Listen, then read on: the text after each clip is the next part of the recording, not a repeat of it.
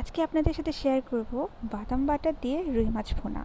Trust me, এই রেসিপিটা যদি কাউকে খাওয়ান সে অবশ্যই এই রেসিপির প্রশংসা করতে বাধ্য হবে।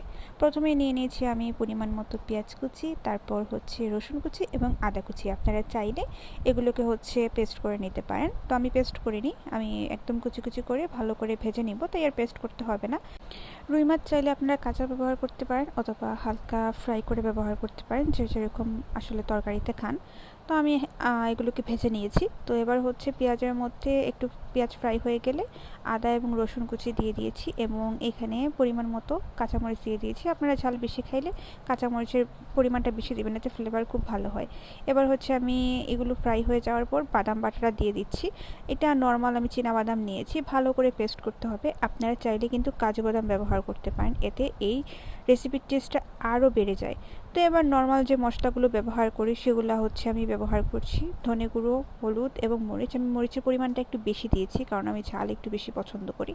তো এবার হচ্ছে আমি মশলাগুলোকে ভালো করে কষিয়ে নিয়েছি, একটু পানিও দিয়ে দিয়েছিলাম যাতে মশলাগুলো না পুড়ে, এবং এখানে দিয়ে দিয়েছি জিরা বাটা। তো অবশ্যই মশলাগুলো কিন্তু ভালো করে কষাতে হবে, না হলে কিন্তু এটার টেস্ট ভালো আসবে না।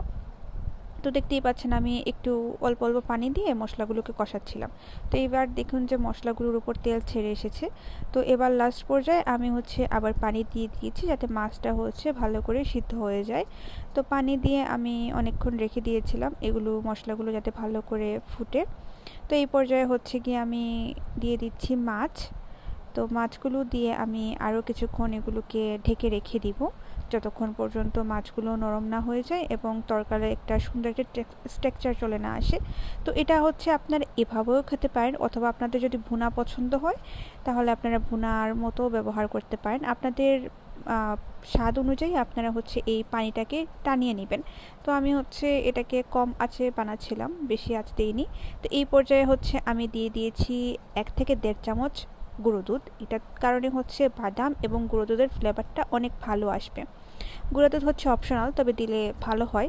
তো এবার দিয়ে আমি ভালো করে গুঁড়ো দুধগুলোকে মিশিয়ে নিয়েছি, আপনারা চাইলে গুঁড়ো দুধ গুলেও দিতে পারেন। তো এবার আমি ঢাকনা দিয়ে ঢেকে দিয়েছি। ঢাকনা তুলে আমি কয়েকবার নাড়িয়েছি এবং এই দেখুন আমি গ্রেভিটা এরকম রেখেছি, মানে অর্থাৎ একেবারে আমি এটাকে শুকনো করে নিয়েছি যেহেতু আমি ভুনা করব। তো এইভাবে যদি ভুনা করে খান তাহলে আসলে টেস্টটা অনেক ভালো আসে। আর চাইলে আপনারা গ্রেভিটাকে আরও বেশি রাখতে পারেন।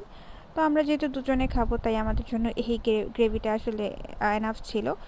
তো দেখতেই পাচ্ছেন কালারটা কত সুন্দর এসেছে। কালারটা বা ভিডিওতে কতটুকু বোঝা যাচ্ছে জানি না, কিন্তু খেতে এটার টেস্ট আসলেই অনেক মজা হয়। আর যদি কাঁচামরিচের পরিমাণটা একটু বাড়িয়ে দেন তাহলে বাদাম বাটা, দুধ এবং কাঁচামরিচের যে একটা ফ্লেভার আসে তা অসাধারণ। সো ট্রাই করে দেখবেন।